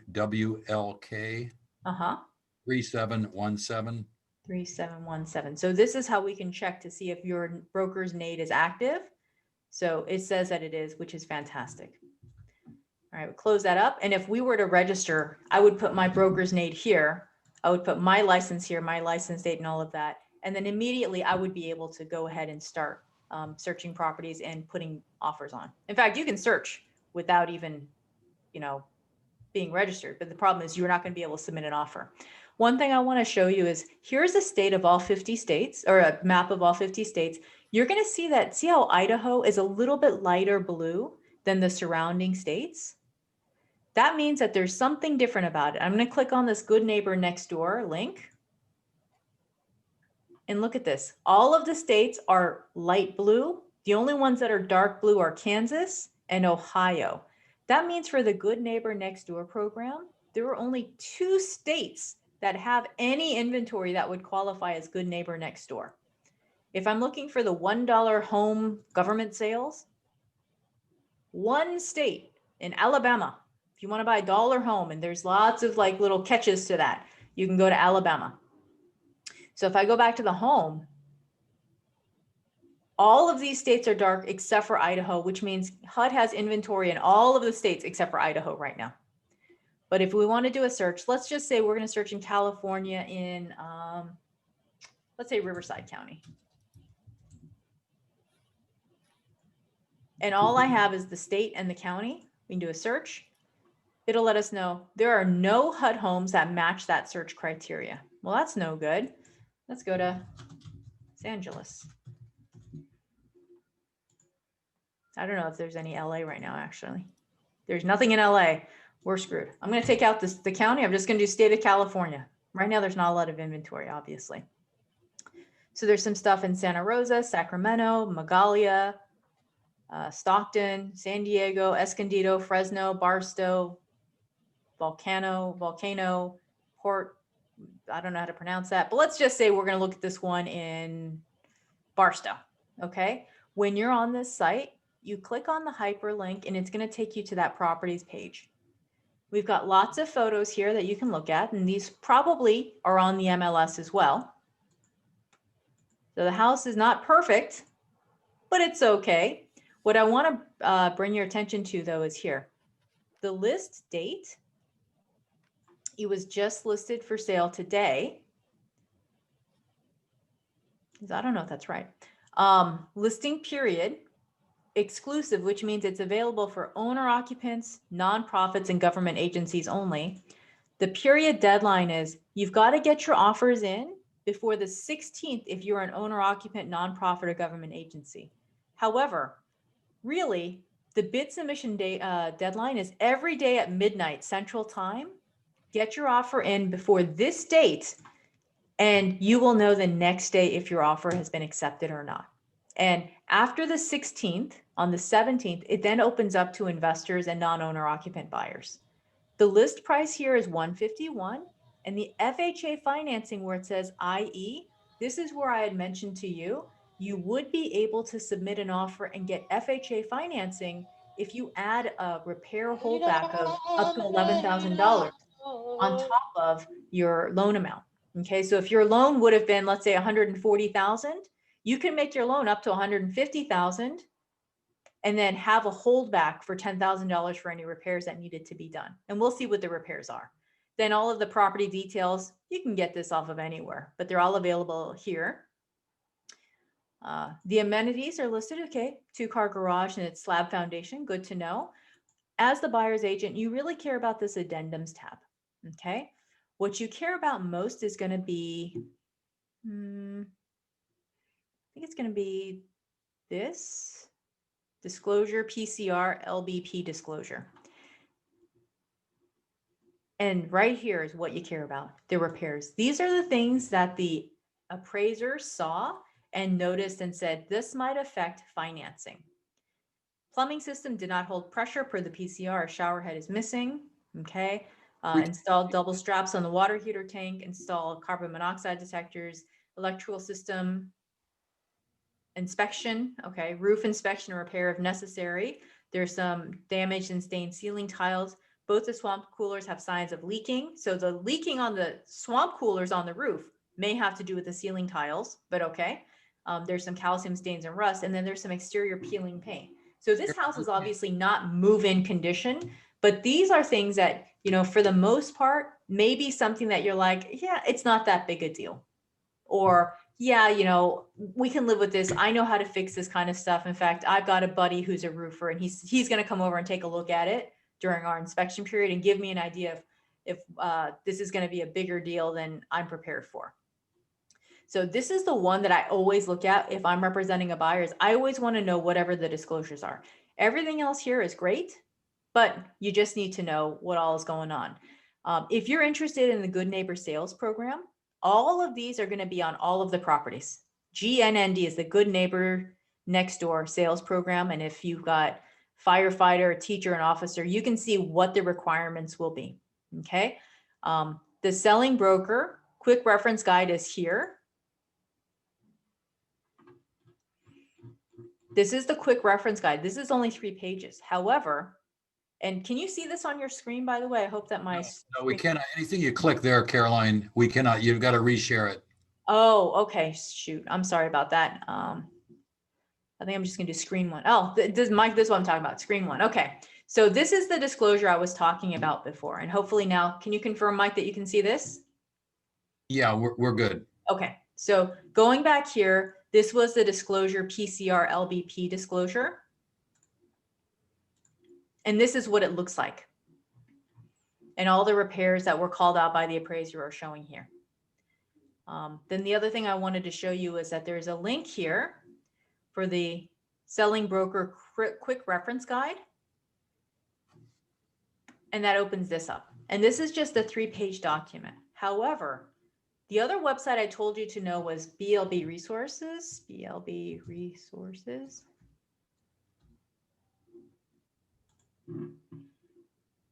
Okay, and then you go to Agent Resources in California. And there's a bunch of resources. They've got some videos here. They've got some training documentation. The quick reference guide is what we just pulled up. This is the full one, the Selling Broker Handbook. This is the one that's going to have all the information you need. It's 38 pages. I mean, everything that we went over plus some is all here. So if you have any questions about deposit, this is how I do it. So I don't know if you could tell what I did, but I click on here and I hit Control F on my keyboard. I would type in the word deposit. There's 28 times that the word deposit shows up. And I just go straight to deposit, deposit, deposit, deposit, deposit. Okay. That is the quickest and easiest way to find reference material, in my opinion. Training events in California. I mentioned, you know, our training event should appear on this California, right here. So it shows up here. You know, there's going to be another one next week on the 19th. I don't know how far this calendar goes. Oh, they may just have January up there. We actually just submitted update. Tri-Counties is already loaded for 2020. Okay. Oh, there you go. So like there's another one that shows up on April 21st or April 6th. So if you come to this website, it will have all of the training events on there, but you'll be able to find them. Okay, so number one, find the reference guide. This is probably going to answer your question. Number two, find another training class. But BLB Resources website has a ton of materials that can help you as the buyer's agent. Now, here's a cool thing. They have what's called a HUD photo list, which helps you with all of their active inventory in an area. So for us, we're going to go to California Southern region. If you click on here, they give you this little easy handout. And all you have to do is stick your business card on here and then send it out to your clients. It's easy. I mean, they make it as easy for you as possible to do this. And I believe they update this once a week or so. Last update was today. So I don't know, they may update it daily now. But this is how you can, you know, market to investors in all areas. So if you have an investor who's interested in, let's say, Central region, okay, Kings County, Inyo County, Kern County, all of this stuff, even if you can't go and show it to them in person, you may be able to partner with somebody up in that area where the investor is local to us. You send them this info and they're like, yeah, I kind of want to see this property. You can send them up to Fresno to go tour with one of your colleagues, or you can have a colleague go to the property and then do a FaceTime and video chat and walk them through the property, and your investor can say yay or nay based on that. So, I mean, there's a lot of opportunity for you to be using these HUD properties to grow your business in a totally different way. And I like that. All of the forms that we need are here on the HUD Home, on the BLB Resources website. So specifically Good Neighbor Next Door, we get a lot of questions about this, but then, you know, very few properties that go under this program. All the information you need is here. If you need to do most common requests is going to be cancellation, extension request. It might be an addendum, a general addendum, or it might be an addendum to change your financing type, or request an additional buyer, to remove a buyer, to request a termite report. All of that stuff is here. Instructions and samples, how to complete the sales package. It's all here. It's easy. Sample EMD check. It's all here. So blbresources.com, it really is resources for agents. Tons of places, or tons of things that you can find on here. Going back to this property, let's say we do like this property and we want to submit an offer. It says first time buyer, find a broker. This is going to direct them to find agents that are in this vicinity. As you would be a HUD registered bidder, you click on this submit an offer. Okay. And then it's just going to give you a recap here. But what's your Nade type? You are a selling broker. Your NAID is here. Mike, what's your license number? 00458 210 00458 210. 210. Okay. So I have to log in as Mike because I wasn't prepared for this. I don't have my NID handy. Otherwise I would. And then you check that you're not a robot. It's going to verify that your Nade is active. If your Nade has expired, it's probably not going to let you go very far. The list price is 151. Let's say you're going to submit an offer at 150. You put that in there. Notice here that the net amount on line 7 says 141. Okay. That's because it automatically gives 3% to the listing broker and then 3% to the selling broker. But notice I can change this. I can say 4,500, which is 3%, or I can change it to 4,000. If I try to change it to 5,000, oh, it's not going to let me at the end. I know that. So let's just say I'm going to take the 4,500. Here, it's going to ask you, what kind of financing are you using? The first 3 are all FHA related, any kind of FHA, straight up FHA. We're going to do like a slight repair holdback of less than $10,000, or we're going to do some form of 203K financing. Maybe I'm going to use conventional or any other, like any financing that's not HUD or FHA. Click that, or paying cash. I'm going to say we're going to do a 203B with a repair escrow. Okay. Here, this box is how much do we want the seller to contribute towards closing costs? If we check 0 or if we leave it blank, it's assumed 0. We can ask for up to 4,500. So let's say I ask for 4,500. Just look at what happens to line 7 when I hit enter. Oh, 136,500. So at the end of the day, HUD does not see this number up here. They only see this number on line 7, 136,500. Okay. The purchaser is, this box is grayed out because at this point, only owner occupants can possibly be submitting an offer. A nonprofit or a government agency, they have their own NAIDs. So those would automatically be selected for them if they were submitting an offer. And see line 10, it says, if the seller does not accept this offer, hold it as a backup or don't hold it as a backup. There's no reason to say no. And in fact, it's not giving me an option. I don't know why. Oh, probably this. So hold as a backup. I have to answer the question. There's no reason to say not to. Now they want to know a little bit about the purchaser, the buyer. Are they an employee or an immediate family member or affiliated in any way to the HUD asset management companies, to the field service management companies, to the appraisers, the local listing brokers, to the buyer selected closing agents? The reason is these are all considered conflicts of interest. And as great as it is to be a local listing broker for HUD, I'm not allowed to buy HUD properties. No one in my family is allowed to buy HUD properties, and no one in my office is allowed to buy HUD properties. So be careful what you wish for, because we don't get as much inventory as we would like, and we are restricted from buying any of these. And if we ever get caught, not only would we lose the contract, we would be risking a big giant fine and maybe some jail time. So you have to verify that the purchaser is not in any way related to or have any conflict of interest in this. I'm going to say no.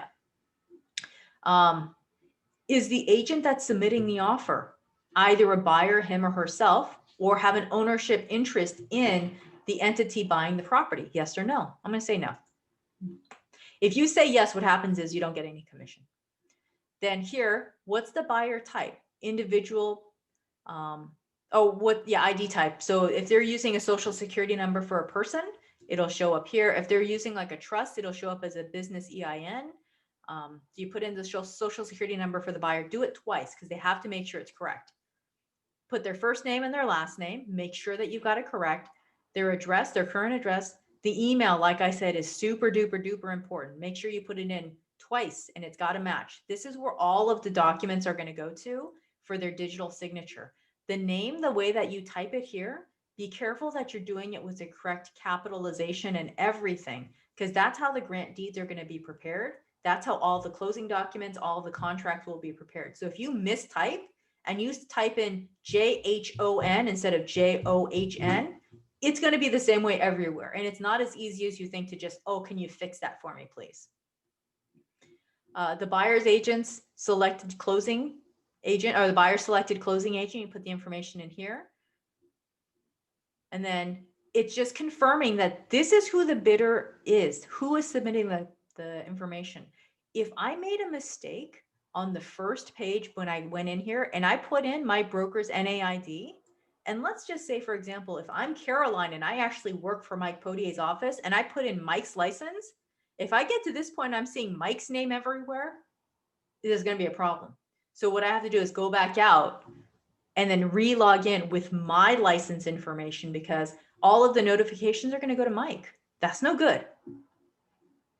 And then if we want to continue, we'll hit continue. And it'll just say, are you sure? This is the entire offer submission process for a HUD property. It is so easy, super duper easy.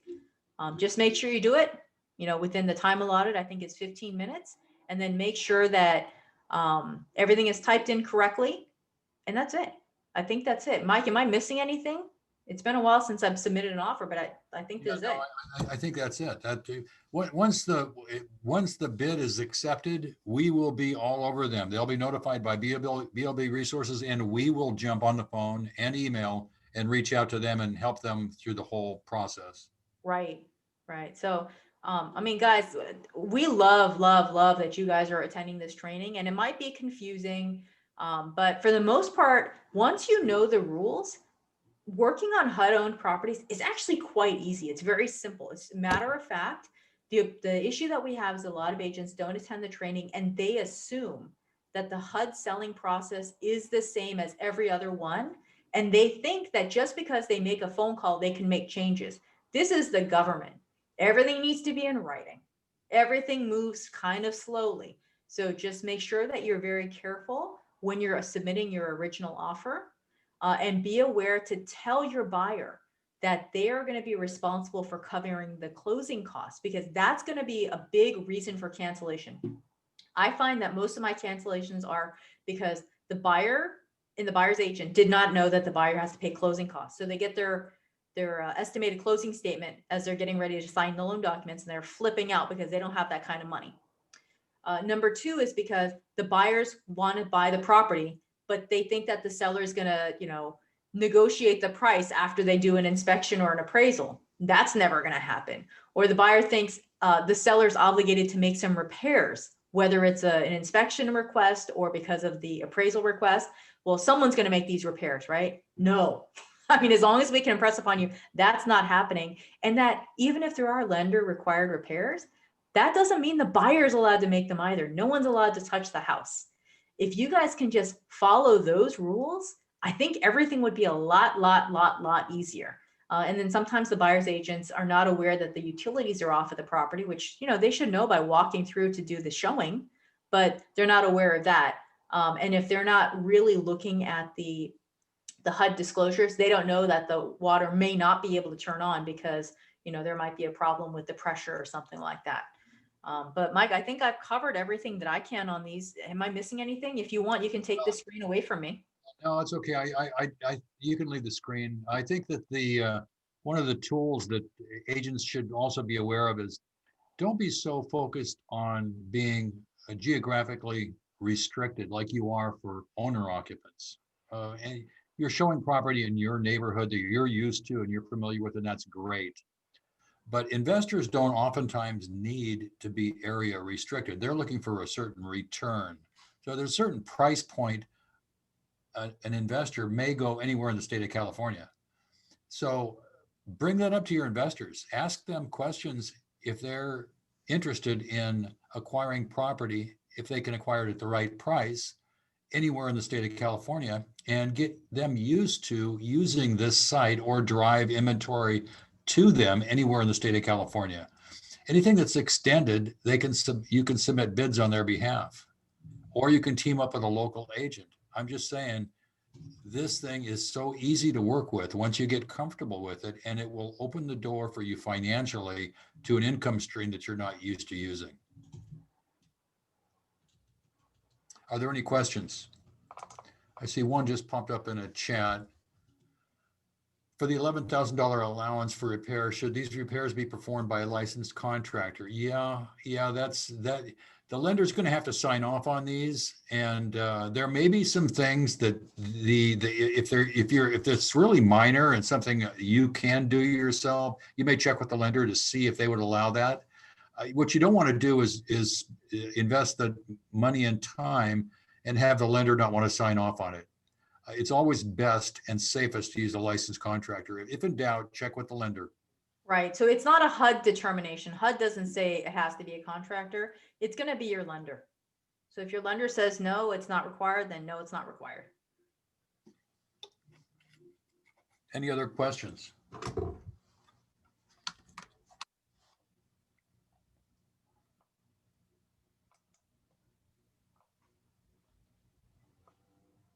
No, then Mike, I think we're done. I think we're letting everyone go a few minutes early. I love it. That's it, guys. Thank you so much for attending. We hope to see you out in the field, in the marketplace. We'd love to get a transaction to escrow with you. God bless and be safe. All right. Thank you. And thank you. Bye. Arthur Thank you, and I. guys. Thank you. Thank you.